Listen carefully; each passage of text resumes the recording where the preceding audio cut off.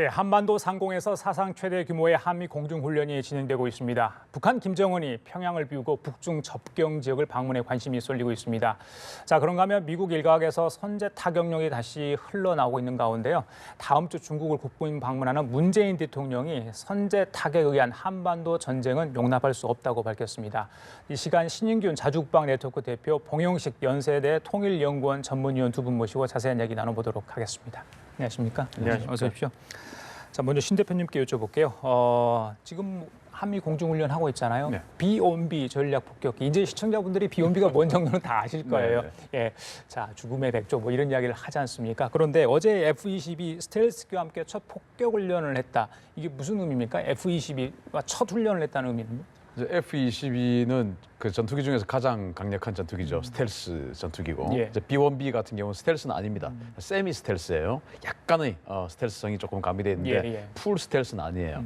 그러면 이제 이 B-1B 같은 경우에는 북한 지역으로 들어가서 폭격을 하려고 하면은 북한 레이더에 걸리지 않습니까? 그러면 당연히 북한의 전투기들이 B-1B를 공격하러 올 테고 예. B-1B가 뭐 아무리 그 폭격량이 폭격 능력이 좋다고 해도 전투기하고 1대1로 싸우면 폭격기는 질 수밖에 없습니다. 따라서 이 F-22가 B-1B를 호위를 하고 따라 들어가면 예. 북한의 어떠한 전투기도 B-1B를 건드릴 수 없게 되는 그런 상황이 되고 B-1B 같은 경우는 뭐 장거리 미사일, 재즘 같은 그런 장거리 미사일을 다량 한 24발 정도 탑재를 하기 때문에 예. 이 F-22 호위를 받고 B-1B가 폭격을 하면은 뭐 거의 한 12군데, 한 군데 그 표적에 두 발의 미사일을 주로 발사를 하거든요. 예. 그 12군데의 북한의 전략 기지가 사라지게 된다라는 어떤 그런 상황이니까 북한으로서는 상당히 위협적인 것이 되고 그러면 이제 전쟁이 진짜로 발생했을 때 이 B-1B가 한 대만 오냐? 그건 아니죠. 그렇죠. 수십 대가 예. B-1B, B-2, B-50에서 수십 대가 와서 개전 첫날 지금 이 그 비질런트 에이스 훈련을 하는 거에 사실은 북한의 방공망하고 통신망을 단 하루 만에 제압을 해버리고 그 다음에 이제 북한의 뭐 기갑부대, 연료 뭐 이런 것들 다 이제 제거하는 그런 훈련인데 B-1B, B-2, B-52가 다량으로 와서 북한의 그 방공망, 레이더 기지, 예. 또 지대공 미사일들을 단 하루 만에 제압할 겁니다. 알겠습니다. 자, 봉 의원님, 그런데 이제 저희들이야 열심히 훈련을 하죠. 근데 김정은이 어떻게 거기에 대해서 대응을 하는지가 궁금한 거 아닙니까? 그런데 지금 양강도인가요? 거기 감자가루 생산 공장을 갔답니다. 예전에 미국 전략 무기들이 전개되면 글쎄요, 모습을 드러내지 않았던데 이번에 뭐 이렇게 북한 매체를 통해서 직접 어디에 있다는 걸 밝혔거든요. 그건 어떻게 좀 봐야 돼요? 뭐 반드시 이제 저희가 연합 훈련을 하거나 미국이 어떤 북한에서 강력한 경고 메시지나 군사 행동을 했을 때 사라진 것만은 아니고 오히려 덤빌 테면 덤벼봐라. 나는 그 젊은 장군으로서 당당하게 맞서겠다 이런 제스처를 보인 적도 많죠. 예. 2012년에 그 연평도에서 4km밖에 떨어지지 않은 그 미도의 갈리도랑 장제도에 홀홀 단신으로 가는 이제 통통배를 타고 가는 사진도 일부러 공개를 했고 그 다음 해에도 이제 키즈 유럽 훈련이 이제 시작될 때는 가가지고 거기 군인들을 독려하면서 이제 적군들을 다 이제 쓸어버려라 그런 발언도 했기 때문에 예. 반드시 이렇게 뭐 이쪽에서 세게 나오면 숨거나 이런 것은 아니고 예. 어떤 때는 이제 강대강으로 맞설 수 있다. 그러고 있다는 이제 제스처, 아니면 유유자적한 제스처를 보이기도 하죠. 이번에 화성 15호 발사할 때도 보면은 이제 친히 새로 이제 개선된 TL 이동식 미사일 발사대 바퀴 9개 달린 거를 이렇게 손수 만지는 장면도 보이고 직접 이렇게 미사일 성공하는데 이 장군의 영도력이 발휘가 되었다 이런 예. 이미지를 또 보이기도 했죠. 예, 알겠습니다. 그 평양을 비우고 왔는데 평양이야 뭐 김정일이 숨을 곳이 잘 마련되어 있겠지만 글쎄요, 혹시 몰라서요. 즉 뭐 전략 지금 우리 훈련을 하고 있는 상황에서 양강독 쪽까지 거기에 무슨 김정은이 있을 수 있는 어떤 군사 시설이 있어서 뭐 혹시 뭐 대피 시설도 있을 수 있겠죠. 있죠. 그런 거에 뭐 가 있지 않을까 이런 생각도 해보는데 그 가능성 전혀 지금 없을까요? 이제 화면에 나오고 있지만 예. 그 삼지연이라고 하는 것은 백두산 바로 아래입니다. 예. 백두산 바로 아래인데 저기 이제 감자 뭐 농장을 갔다는 거 아니겠습니까? 가루 생산 공장. 네네. 그런데 저 삼지연이 지금 시청자 여러분들 기억하실지 모르겠지만 과거에 장성택을 처단할 때 예, 예. 그때 이제 김원홍을 비롯한 모여서 회의했죠. 모여서 회의한 데가 아, 바로 삼지연이었어요. 맞습니다. 예. 저 삼지연에 김정은의 특각이 있습니다. 특각이라는 것은 별장 겸 아주 요새화되어 있는 그런 별장인데 예, 예. 특각이 있고 그리고 삼지연에 미사일 기지가 있습니다. 노동 미사일을 비롯한 중장거리 미사일 기지가 삼지연에 있거든요. 예, 예. 따라서 지난번에 아까 화면에도 나왔습니다만은 그 타이어 공장에 갔다가 또 그 미사일 발사 실험이 나오고 뭐 그런 것들이 있었지 않습니까? 이제 타이어 공장 있는 데는 해산이라고 거기는 이제 완전히 군수공업 지역이에요. 예, 예. 그래서 외형적으로는 이렇게 감자 공장에 감자 농장, 감자가루 농장에 가는 척하고 실제로는 미사일 기지를 또 다시 한번 시찰하고 예. 그리고 사실은 이건 어떤 그 대외 홍보용이고 실제 목표는 미사일 기지를 예. 방문을 하고 나서 삼지연 특각에 들어가서 뭐 어떤 그 대피를 하지 않느냐. 예, 예. 왜냐하면 지금 사실 그 평양을 폭격할 수 있는 것은 지금 260대 비질런트 에이스 이 훈련하는 이 전력을 가지고도 사실 평양 폭격할 수 있습니다. 근데 삼지연은 폭격이 힘듭니다. 왜냐하면 이 중국에서부터 불과 수십 킬로밖에 떨어져 있지 않기 그렇죠. 때문에 예. 중국의 방공 식별구역 내에요. 그래서 북한의 아주 전략적인 시설들은 다 중국에서 한 50에서 100km 정도밖에 안 떨어져 있는 국경 지역에 배치가 되어 있는 것이 바로 예. 중국의 방공 식별구역이기 때문에 미국이 중국과의 군사적 마찰을 각오하고 과연 거기까지 들어갈 것이냐 이제 이런 것들 때문이거든요. 예. 따라서 그런 이 비질런트 에이스가 있기 때문에 예. 아마 삼지연 특각에 피신을 하러 갔는데 그냥 가는 것은 좀 애매하니까 내가 이렇게 민생을 챙긴다 하는 모습을 감자 농장을 방문해서 예. 보여주는 것이 아닌가 생각합니다. 충분히 가능성이 있는 얘기인 것 같습니다. 자, 그리고 이제 화성 15형 발사 이후에 글쎄요, 한반도 좀 긴장이 고조된다고 제가 언급을 해야 될까요? 그 미국 조야에서 특히 정부 쪽에서 선제 공격론 이야기가 다시 나와요. 어제 문재인 대통령이 종교 지도자 오찬 간담회에서 이 군사적 선제 타격으로 전쟁이 나는 방식은 결탄코 용납할 수 없다 이런 얘기를 했습니다. 미국 쪽에서 나오는 이야기를 다분히 의식한 발언이라고 보십니까?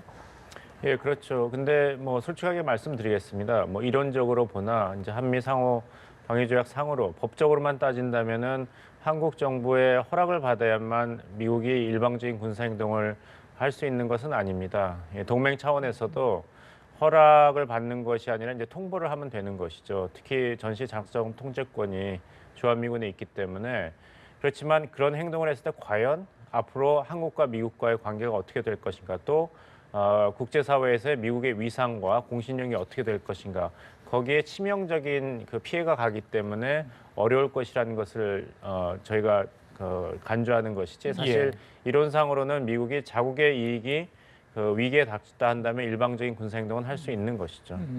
그 핵 무기 국가와는 절대 대화를 할 수 없던 게 미국 국무부 이야기거든요. 근데 이제 계속해서 북한은 핵 보유국을 인정해 달라 계속 이렇게 이야기를 하고 있는 상황 아니겠습니까? 그렇다면 그러니까 북미 대화 자체는 굉장히 어려울 것 같고요. 근데 이제 러시아 쪽이나 그쪽에서 보면 그래도 북한과 미국이 직접 만나야 된다. 지금 그런 얘기를 계속 하고 있거든요. 어떻게 보세요? 저는 전혀 가능성이 없다라고는 보지 않습니다. 왜냐하면 이제 협상 또는 흥정 뭐 이런 것을 할 때 사실은 뭐 서로 간에 들어줄 수 없는 강력한 어떤 카드를 던지고 나서 거기서부터 좁혀 나가는 것이죠. 예를 들어서 핵 보유국 인정을 해달라. 아니 지금 인도와 파키스탄도 핵 보유국 핵을 인정받고는 있지만 핵 보유국으로 인정받고 있지는 않아요. 왜냐하면 핵 보유국이 되면 핵을 통제하는 어떤 그런 지위에 올라가게 되기 때문에 그 인정해줄 수 없죠. 그러니까 북한 입장에서는 미국이 절대로 누가 봐도 들어주지 않을 핵 보유국 인정해라라는 카드를 던지고 또 미국은 사실은 미국도 북한하고 대화하고 싶죠. 그렇지만 핵 보유국 핵 가지고 있는 나라하고는 협상 안 한다라고 서로 간에 가장 강력한 카드를 던지고 나서 여기에서부터 뭐 중국이나 러시아나 지금 들어가 있는 유엔 사무차장이나 누군가가 조율을 해서 이 정도 선에서 한번 협상을 한번 해보자라고 하는 카드가 좁혀지지 않을까.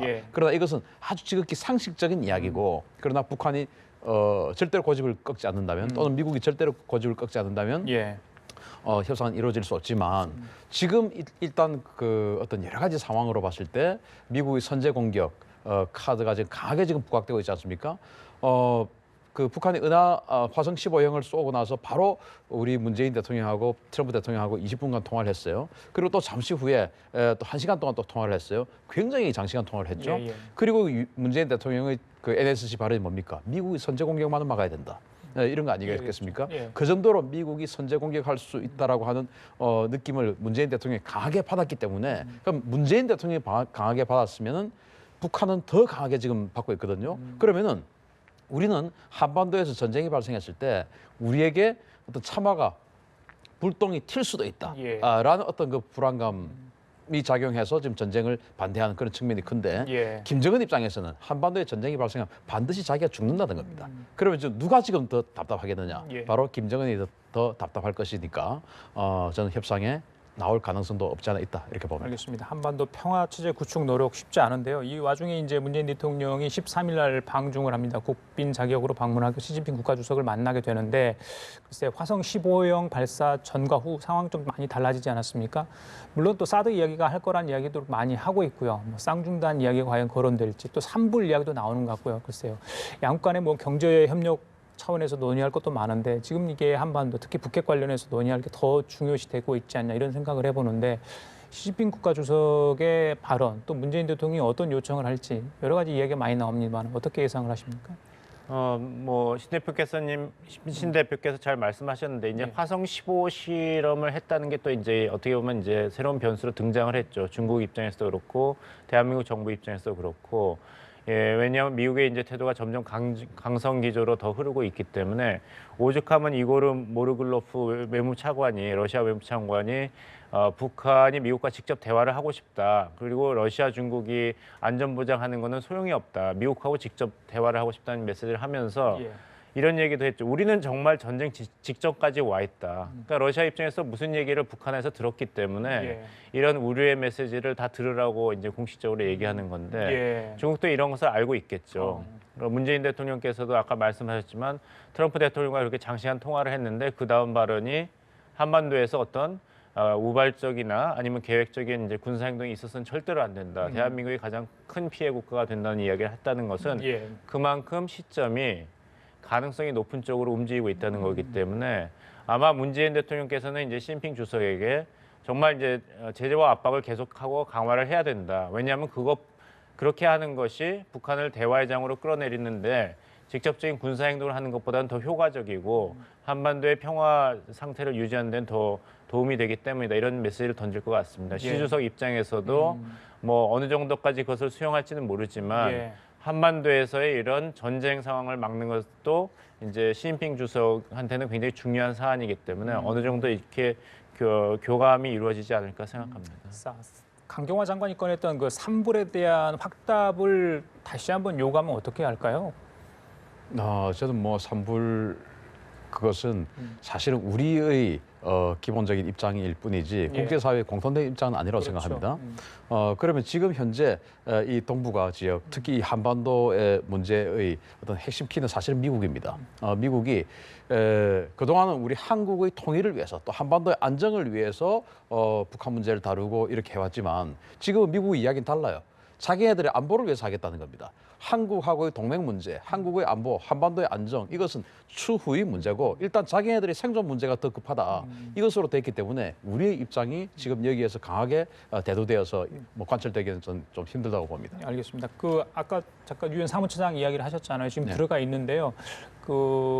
글쎄요, 박명성 외무상인가요? 외무성 부상을 만났어요. 그런데 뭐 김정은이 만날 가능성 거의 희박하다는 게 전문가들 관측인 것 같고요. 자, 그렇다면 과연 북한의 초청에 왜 응했는지, 무슨 목적으로 방북을 했는지 글쎄요, 어떻게 예상을 하세요? 일단 미국에서는 이 유엔 사무차장이 미국 정부를 대표하진 않는다라고 선을 그었습니다. 예. 그러나 뭐 전혀 그렇게 액면 그대로 받아들일 수는 없다는 것이 관측 아니겠습니까? 예, 예. 그러면은 일단 이 외무부 상도 아니고 외무부 부상을 만났다는 것은 우리로 지금 차관급이겠죠.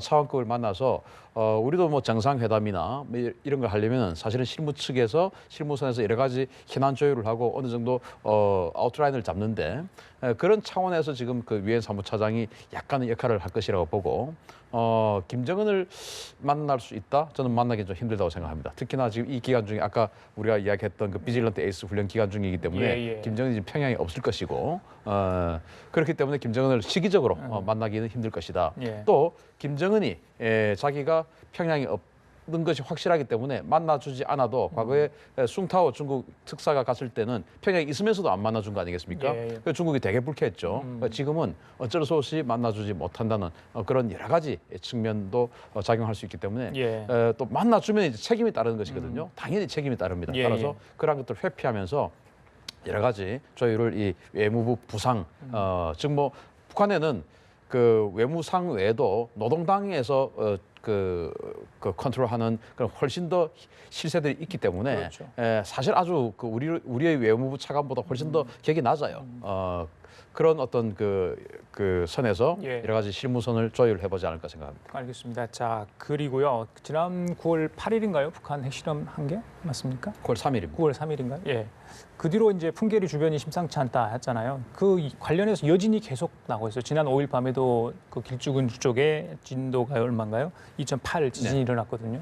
타 6차 핵실험의 여파라고 이렇게 좀 분석이 되고 있는데 그쪽 상황이 저렇게 좋지 않다. 또 지진도 계속 일어나고 뭐 붕괴 가능 있었고 실제 주민들도 피해도 있었다는 게 보도가 되지 않았습니까? 그렇다면 추가 핵실험 자체가 좀 힘든 거 아니냐 이렇게 좀 해석할 수 있지 그렇다면 않을까요? 우리 쪽에서는 굉장히 반가운 소식이라고 해야겠죠. 하지만 또 우려되는 것은 이 북핵 문제가 해결이 잘 된다 하더라도 그 북한의 핵실험으로 인한 그 환경 파괴, 그 처리를 어떻게 해야 될 것인가.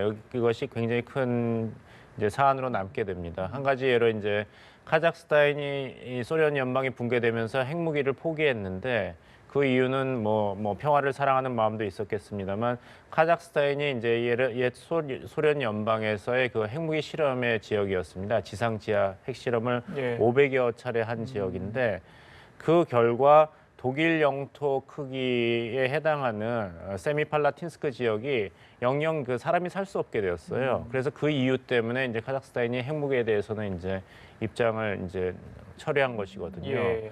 근데 북한도 자꾸 이렇게 핵실험을 계속하다 보면은 이것이 안보 사안이 아니라 이제 생활 사안 그리고 이제 중국과 북한 간의 어떤 이제 외교 사안으로도 번지게 되는 것이죠. 예, 그게 이게 바로 입증이 되는 것 같아요. 중국의 이제 매체들이 핵 폭발, 핵 실험 관련해서 어떻게 대피를 해야 되는지를 관련해서 크게 보도를 했어요. 그러니까 특히 이제 지린성이면 북한과 얼마 멀지 않는 곳 아니겠습니까? 자, 이거는 중국도 그만큼 불안하다 이런 반증으로 해석하면 되겠습니까?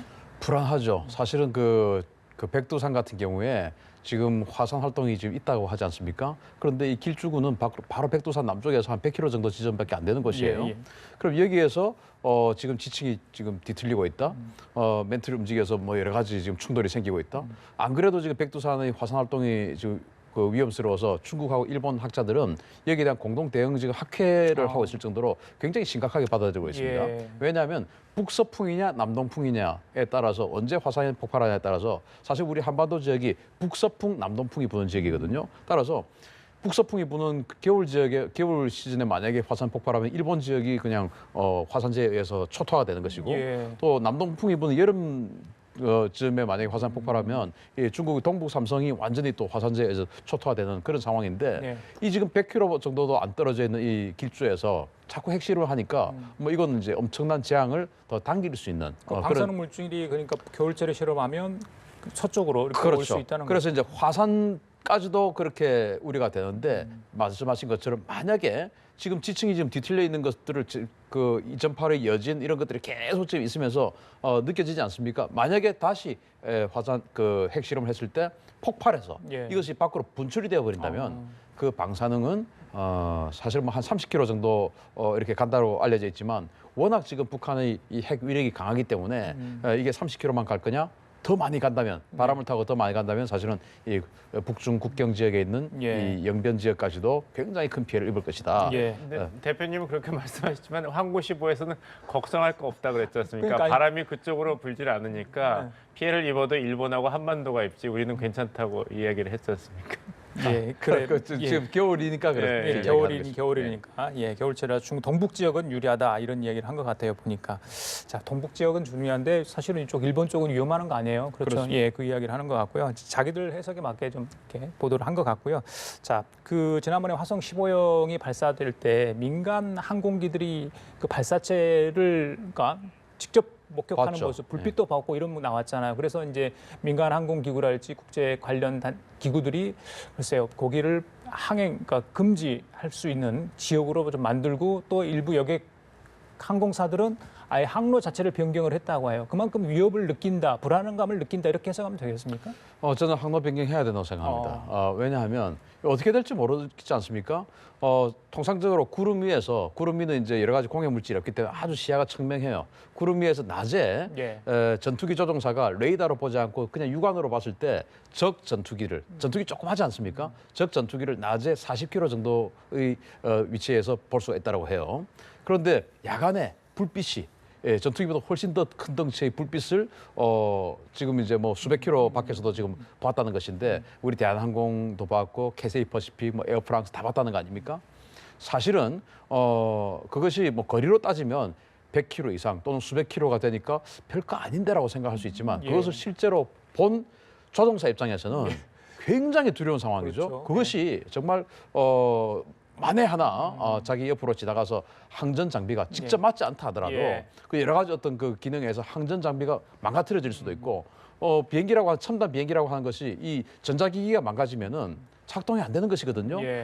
그 EMP 효과 있지 않습니까? 그렇죠. 그런 여러 가지 때문에 지금 북한이 저런 식으로 국제사회의 질서를 위배하고 계속 저렇게 미사일 발사 실험을 한다면 당연히 안전을 위해서 항로를 우회해야 되고 또 더 나아가서 조치로 물론 지금 뭐 그 고려 항공도 다 지금 폐쇄가 되고 있지만 러시아에서 운영하는 그 단거리 고려 항공조차도 완전히 이 북한의 항공 노선 다 폐쇄를 해야 되는 게 아닌가 생각합니다. 미사일 발사를 김정은 정권에서 이게 태도가 완전히 바뀐 게 잘 기억하시겠습니다마는 2012년 강성대구 완성의 해 때 그 발사할 때는 통보를 했지 않습니까? 그래서 이제 국제 민간 항공기구에도 통보하고 회사기구에 통보하고 그 코드에 또 알려주고 했는데 이제는 그런 거에 전혀 그런 개의치 않고 이렇게 계속 발사를 한다는 것은 정말 핵 미사일 대륙간 탄도탄을 완성해서 미국과 협상하겠다. 여기에 완전히 올인을 하고 있는 것 같습니다. 그래서 이제 그때 그 회사기구에 통보했던 건 은하 3호 발사를 할 때 은하 3호는 그들이 위성 발사체라고 했거든요. 그런데 유엔 안보리 결의안에 의해서 탄도미사일을 쏠 수 없기 때문에 이거 지금 탄도미사일이거든요. 그래서 이제 이것은